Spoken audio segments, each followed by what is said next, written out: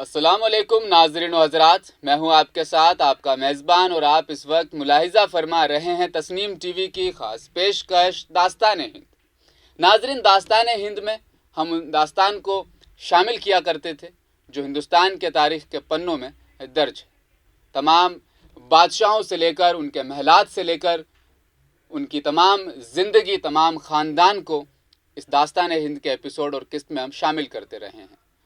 आज से यानी इस एपिसोड से हम जिक्र करेंगे हिंदुस्तान में तमाम गुजरी उन तारीख़ी जंगों के मुतल्लिक।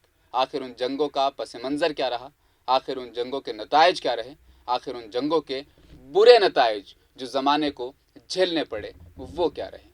दास्तान हिंद की जंगों के मुतल्लिक जो आज की ख़ास किस्त है, जिक्र करेंगे कलिंगा की जंग की, जो सम्राट अशोक, जिसे महाराजा अशोक के नाम से जाना जाता है, आखिर कलिंगा की ये जंग क्यों लड़ी गई, क्या इसके पस मंज़र थे और क्या इस जंग के नताइज रहे, जानते हमारी इस ख़ास रिपोर्ट से।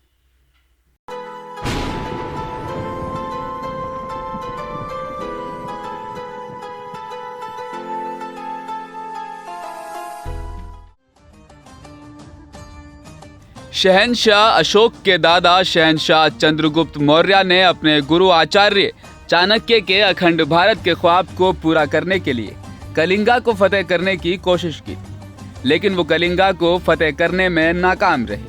इसलिए कलिंगा को फतेह करना शहनशाह अशोक के जरिए बहुत अहम था। कलिंगा तिजारत और दीगर मकासद के लिए भी बहुत अहम मकाम था। इसकी अहम खुसूसियत ये थी कि जनूबी हिंदुस्तान जाने वाले रास्तों पर कलिंगा का कंट्रोल था। समुद्री और सड़क दोनों रास्ते, इसलिए शहनशाह अशोक भी कलिंगा को फतह करना चाहते थे। शहनशाह अशोक के लिए कलिंगा को फतेह करना भी ज़रूरी था, क्योंकि यहाँ से जुनूब मशरकी ममालिक के साथ ताल्लुकात आसानी से कायम किए जा सकते थे। ये भी कहा जाता है कि कलिंगा की जंग की वजह यह है कि शहनशाह अशोक ने कलिंगा के हुक्मरान बादशाह अनंत बधानबन को एक ख़त भेजा था, जिसमें शहनशाह अशोक ने कलिंगा सल्तनत को मौर्य सल्तनत में ज़म करने की तजवीज़ पेश की थी, लेकिन यह तजवीज़ मुस्तरद कर दी गई। बादशाह अनंता ने इताअत करने से इनकार कर दिया, जिसके बाद शहनशाह अशोक ने अपनी बड़ी फौज के साथ बादशाह अनंता के खिलाफ जंग करने का फैसला किया। इस तरह यह अजीम जंग शहनशाह अशोक और कलिंगा के बादशाह अनंत के दरमियान छिड़ गई। कलिंगा जंग के खौफनाक नताइज जाहिर हुए। कलिंगा जंग के असरात बेहद खौफजदा थे। इस जंग के बहुत तबाहकुन नताइज बरामद हुए।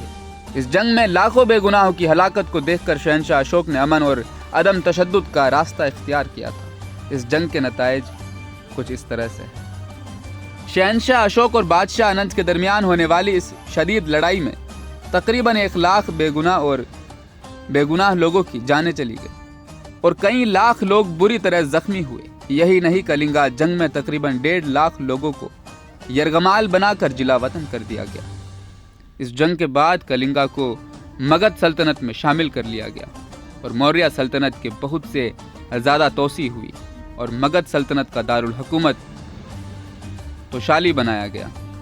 इस जंग में शहनशाह अशोक ने कलिंगा जैसी खुशहाल रियासत पर कब्जा करके मुत्तहिदा हिंदुस्तान का ख्वाब पूरा किया, लेकिन इस जंग में होने वाले होलनाक कत्लेआम और खूरेजी ने शहनशाह अशोक को हिलाकर रख दिया। इस जंग में लाखों लोगों की मौत देखकर शहनशाह अशोक का दिल बदल गया और उनकी जिंदगी पूरी तरह बदल गई।